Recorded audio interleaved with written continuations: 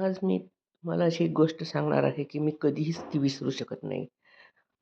अगदी 2-3 वर्षापूर्वीची गोष्ट. आमच्याच घरासमोर एक कुटुंब राहत होते. अगदी मजुरी करून जगणारे. एक दिवस त्यांच्या मुलीचं लग्न ठरलं होतं. लग्नात सर्व घराची तयारी झाली होती. इकडून-तिकडून कर्ज घेऊन त्यांनी कसं तरी साजरं करायचं ठरवलं होतं. पण अचानक काय झालं, त्या दिवशी मुलीच्या लग्नाच्या दिवशीच स्वयंपाकी पाठीमागच्या साईडला स्वयंपाक करत होते आणि त्या भटारखान्याला आग लागली होती. ॲक्चुअली मुलगी तर घरात होती. तिचे मेकअप चालू होता. पण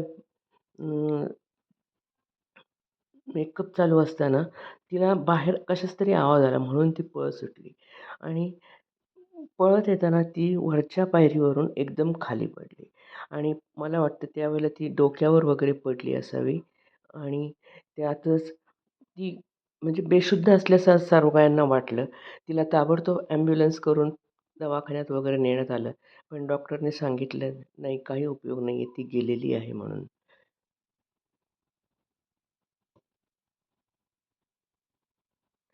एका मिनिटात ल लग्नासारख्या सोहळ्याचं एकदम म्हणजे दुःखद प्रसंग तिथे उद्भवला.